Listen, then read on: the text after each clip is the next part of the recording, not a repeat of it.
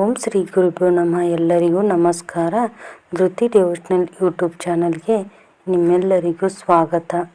ಸ್ನೇಹಿತರೆ, ಇಂದಿನ ಈ ವಿಡಿಯೋದಲ್ಲಿ ಅತ್ಯಂತ ಶಕ್ತಿಶಾಲಿ ಉಗ್ರ ಸ್ವರೂಪಿಣಿ ಭಕ್ತರ ಕಷ್ಟಗಳನ್ನು ನಿವಾರಿಸುವ ಶತ್ರುಬಾಧೆ, ದೃಷ್ಟಿದೋಷ, ಆರ್ಥಿಕ ಸಂಕಷ್ಟ ಹಾಗೂ ಜೀವನದ ಅನೇಕ ಅಡೆತಡೆಗಳನ್ನು ದೂರ ಮಾಡುವಂತಹ ಶ್ರೀ ವಾರಾಹಿ ದೇವಿಯ ಸರಳ ಪೂಜಾ ವಿಧಾನವನ್ನು ಸಂಪೂರ್ಣವಾಗಿ ತಿಳಿಸಿಕೊಡಲಿದ್ದೇನೆ.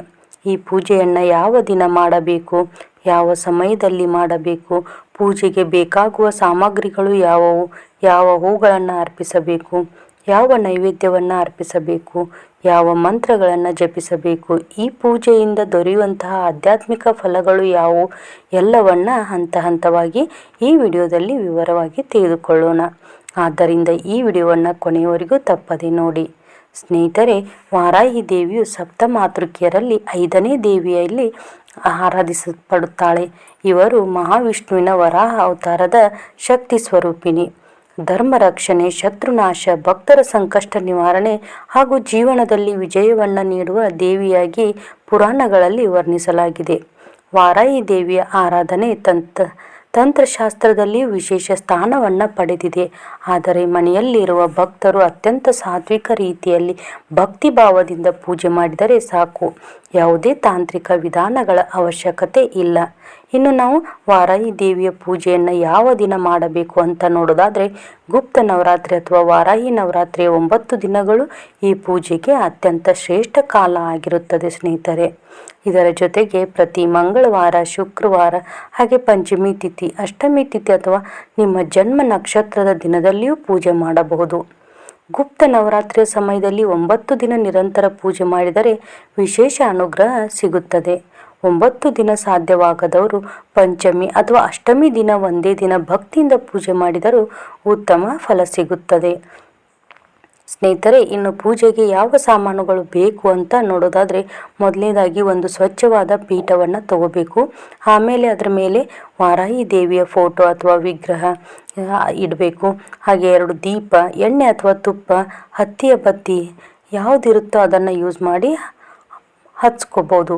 ಅರಿಶಿನ, ಕುಂಕುಮ, ಅಕ್ಷತೆ, ಚಂದನ, ಕೆಂಪು ಅಥವಾ ನೀಲಿ ಬಣ್ಣದ ಹೂಗಳು, ಹಣ್ಣುಗಳು, ಧೂಪ, ಕರ್ಪೂರ, ನೈವೇದ್ಯಕ್ಕೆ ಬೇಯಿಸಿದ ಕಡಲೆಕಾಯಿ, ಗೆಣಸು, ಕ್ಯಾರೆಟ್, ಬೀಟ್ರೂಟ್ ಅಥವಾ ಭೂಮಿಯಲ್ಲಿ ಬೆಳೆಯುವಂಥ ತರಕಾರಿಗಳು ಬೇಕಾಗುತ್ತೆ. ಇವುಗಳೊಂದಿಗೆ 1 ಲೋಟ ಶುದ್ಧ ನೀರು ಹಾಗೂ ನಿಮ್ಮ ಮನಸ್ಸಿನ ಕೋರಿಕೆಯನ್ನು ಬರೆಯಲು ಒಂದು ಬಿಳಿ ಕಾಗದವನ್ನು ಸಿದ್ಧಪಡಿಸಿಕೊಳ್ಳಬೇಕು. ಇನ್ನು ಪೂಜೆ ಆರಂಭಿಸುವ ವಿಧಾನವನ್ನು ನೋಡೋಣ. ಮೊದಲು ದೇವರ ಮನೆಯನ್ನು ಸ್ವಚ್ಛಗೊಳಿಸಬೇಕು. ಪೀಠವನ್ನು ಇಟ್ಟು ಅದರ ಮೇಲೆ ಅಕ್ಕಿ ಹಿಟ್ಟಿನಿಂದ ರಂಗೋಲಿ ಬಿಡಬೇಕು. ಅರಿಶಿನ, ಕುಂಕುಮ ಹಾಗೂ ಅಕ್ಷತೆಯನ್ನು ಅರ್ಪಿಸಬೇಕು. 2 ದೀಪಗಳನ್ನು ಬೆಳಗಿಸಬೇಕು. ನಂತರ ವಾರಾಹಿ ದೇವಿಯ ಫೋಟೋ ಅಥವಾ ವಿಗ್ರಹವನ್ನು ಪ್ರತಿಷ್ಠಾಪಿಸಬೇಕು. ಅರಿಶಿನ, ಕುಂಕುಮ, ಚಂದನವನ್ನು ಸಮರ್ಪಿಸಿ ಅಲಂಕರಿಸಬೇಕು. ಕೆಂಪು ದಾಸವಾಳ, ಗುಲಾಬಿ, ಸೇವಂತಿಗೆ, ಶಂಖಪುಷ್ಪ ಅಥವಾ ಲಭ್ಯವಿರುವ ಯಾವುದೇ ಸುಗಂಧ ಹೂವನ್ನು ಅರ್ಪಿಸಬಹುದು. ಅಭಿಷೇಕ ಮಾಡಬಹುದು. ವಿಗ್ರಹ ಇದ್ದರೆ ಅರಿಶಿನ, ಕುಂಕುಮ, ಚಂದನ ಅಥವಾ ಪಂಚಾಮೃತದಿಂದ ಅಭಿಷೇಕ ಮಾಡಬಹುದು. ಫೋಟೋ ಇದ್ದರೆ ಕೇವಲ ಚಂದನ ಹಾಗೂ ಕುಂಕುಮದಿಂದ ಅಲಂಕರಿಸಿದರೆ ಸಾಕು. ವಿಶೇಷ ಕೋರಿಕೆಯ ವಿಧಾನ: ನಿಮ್ಮ ಜೀವನದಲ್ಲಿ ಈಡೇರಬೇಕಾದ ಒಂದು ಮಾತ್ರ ಕೋರಿಕೆಯನ್ನು ಬಿಳಿ ಕಾಗದದಲ್ಲಿ ಸ್ಪಷ್ಟವಾಗಿ ಬರೆಯಿರಿ.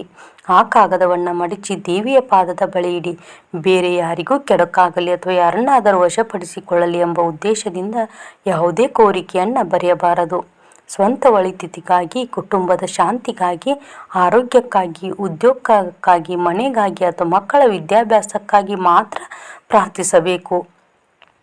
ಇನ್ನು ಯಾವ ಮಂತ್ರವನ್ನು ಜಪಿಸಬೇಕು, ಎಷ್ಟು ಬಾರಿ ಜಪಿಸಬೇಕು ಅಂತ ನೋಡೋದಾದರೆ, ಓಂ ವಾರಾಹೈ ನಮಃ ಈ ಸರಳ ಮಂತ್ರವನ್ನು 11, 27 ಅಥವಾ 108 ಬಾರಿ ಜಪಿಸಬಹುದು. ಇದರ ಜೊತೆಗೆ ವಾರಾಹಿ ಗಾಯತ್ರಿ ಮಂತ್ರ ಅಥವಾ ವಾರಾಹಿ ಅಷ್ಟೋತ್ತರವನ್ನು ಪಠಿಸಿದರೆ ಇನ್ನೂ ಉತ್ತಮ. ಮಂತ್ರ ಜಪಿಸುವಾಗ ಪ್ರತಿಯೊಂದು ಬಾರಿ 1 ಹೂವು ಅಥವಾ ಅಕ್ಷತೆಯನ್ನು ಅರ್ಪಿಸಬಹುದು. ನೈವೇದ್ಯ: ವಾರಾಹಿ ದೇವಿಗೆ ಭೂಮಿಯಲ್ಲಿ ಬೆಳೆಯುವ ಪದಾರ್ಥಗಳು ಅತ್ಯಂತ ಪ್ರಿಯವೆಂದು ಹೇಳಲಾಗುತ್ತದೆ. ಬೇಯಿಸಿದ ಗೆಣಸು, ಕಡಲೆಕಾಯಿ, ಆಲೂಗಡ್ಡೆ, ಕ್ಯಾರೆಟ್, ಬೀಟ್ರೂಟ್, ಕಬ್ಬು, ದಾಳಿಂಬೆ, ಕೆಂಪು ಬಣ್ಣದ ಹೂಗಳು ಅಥವಾ ನಿಮ್ಮ ಮನೆಯಲ್ಲಿ ಮಾಡಿದ ಯಾವುದೇ ಸಾತ್ವಿಕ ನೈವೇದ್ಯವನ್ನು ಅರ್ಪಿಸಬಹುದು. ನೈವೇದ್ಯದ ನಂತರ ಕರ್ಪೂರದ ಆರತಿ ಮಾಡಬೇಕಾಗುತ್ತೆ. ಪೂಜೆ ಮಾಡುವ ಸಮಯವನ್ನು ನೋಡೋದಾದರೆ, ವಾರಾಹಿ ದೇವಿಯ ಪೂಜೆ ಸಾಮಾನ್ಯವಾಗಿ ರಾತ್ರಿ ಸಮಯದಲ್ಲಿ ಮಾಡೋದು ಶ್ರೇಷ್ಠ. ರಾತ್ರಿ 8 ಗಂಟೆಯಿಂದ 12 ಗಂಟೆಯೊಳಗೆ ಪೂಜೆ ಮಾಡಬಹುದು. ಅದು ಸಾಧ್ಯವಾಗದಿದ್ದರೆ ಬೆಳಗಿನ ಜಾವ ಸೂರ್ಯೋದಯಕ್ಕೂ ಮುಂಚೆ ಪೂಜೆ ಮುಗಿಸಬಹುದು. ಪೂಜೆ ಮಾಡಿದ ನಂತರ ಏನು ಮಾಡಬೇಕು ಅಂದರೆ ದೇವಿಯ ಮುಂದೆ ಇಟ್ಟಿದ್ದ ನೀರನ್ನು ಪ್ರಸಾದವಾಗಿ ಸೇವಿಸಬೇಕು. ನಿಮ್ಮ ಕುಟುಂಬದವರಿಗೂ ಕೊಡಬಹುದು. ಮುಂದಿನ ನೀವು ಬರೆದಿದ್ದ ಕೋರಿಕೆಯ ಕಾಗದವನ್ನು ಸುಟ್ಟು ಅದರ ಭಸ್ಮವನ್ನು ಗಿಡದ ಬುಡದಲ್ಲಿ ಅಥವಾ ಸ್ವಚ್ಛವಾದ ಸ್ಥಳದಲ್ಲಿ ಹಾಕಬಹುದು. ಇನ್ನು ವಾರಾಹಿ ದೇವಿಯ ಆರಾಧನೆಯ ಫಲಗಳು ಏನು ಅಂತ ನೋಡೋದಾದರೆ, ಈ ಪೂಜೆಯಿಂದ ಶತ್ರು ಬಾಧೆ ಕಡಿಮೆಯಾಗುತ್ತದೆ, ಹಾಗೆ ದೃಷ್ಟಿದೋಷ ನಿವಾರಣೆ ಆಗುತ್ತದೆ, ಆರ್ಥಿಕ ಸಂಕಷ್ಟಗಳು ನಿಧಾನವಾಗಿ ದೂರವಾಗುತ್ತದೆ, ಉದ್ಯೋಗ, ವ್ಯಾಪಾರ ಹಾಗೂ ವಿದ್ಯಾಭ್ಯಾಸದಲ್ಲಿ ಪ್ರಗತಿ ದೊರೆಯುತ್ತದೆ, ಕೋರ್ಟ್ ಕೇಸ್ ಹಾಗೂ ಭೂಮಿ ಸಂಬಂಧಿತ ಸಮಸ್ಯೆಗಳು ಪರಿಹಾರವಾಗಲು ದೇವಿಯ ಅನುಗ್ರಹ ದೊರೆಯುತ್ತದೆ. ಕುಟುಂಬದಲ್ಲಿ ಸುಖ, ಶಾಂತಿ, ಧೈರ್ಯ ಹಾಗೂ ಆತ್ಮವಿಶ್ವಾಸ ಹೆಚ್ಚಾಗುತ್ತದೆ. ಮನಸ್ಸಿನ ಭಯಗಳು ದೂರವಾಗಿ ಉತ್ತಮ ನಿರ್ಧಾರಗಳನ್ನು ತೆಗೆದುಕೊಳ್ಳುವಂಥ ಶಕ್ತಿ ದೊರೆಯುತ್ತದೆ. ಇನ್ನು ಸ್ನೇಹಿತರೆ, ವಾರಾಹಿ ದೇವಿಯ ಆರಾಧನೆ ಭಕ್ತಿಯಿಂದ ಮಾಡಿದಾಗ ಜೀವನದಲ್ಲಿ ಧೈರ್ಯ, ಆತ್ಮವಿಶ್ವಾಸ ಹಾಗೂ ಸಕಾರಾತ್ಮಕ ಶಕ್ತಿ ಹೆಚ್ಚುತ್ತದೆ. ದೇವಿಯ ಅನುಗ್ರಹದಿಂದ ನಮ್ಮ ಪ್ರಯತ್ನಗಳಿಗೆ ಯಶಸ್ಸು ದೊರೆಯಲಿ ಎಂದು ಪ್ರಾರ್ಥಿಸೋಣ. ಈ ವಿಡಿಯೋ ನಿಮಗೆ ಉಪಯುಕ್ತವಾಗಿದೆ ಎಂದು ಅನಿಸಿದರೆ ಒಂದು ಲೈಕ್ ಮಾಡಿ, ನಿಮ್ಮ ಕುಟುಂಬದವರು ಹಾಗೂ ಸ್ನೇಹಿತರೊಂದಿಗೆ ತಪ್ಪದೇ ಹಂಚಿಕೊಳ್ಳಿ.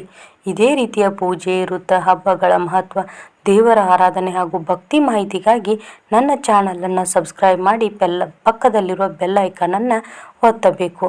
ಮತ್ತೆ ಮುಂದಿನ ವಿಡಿಯೋದಲ್ಲಿ ಸಿಗ್ತೀನಿ. ಸರ್ವೇ ಜನ ಸುಖಿನೋ ಭವಂತು.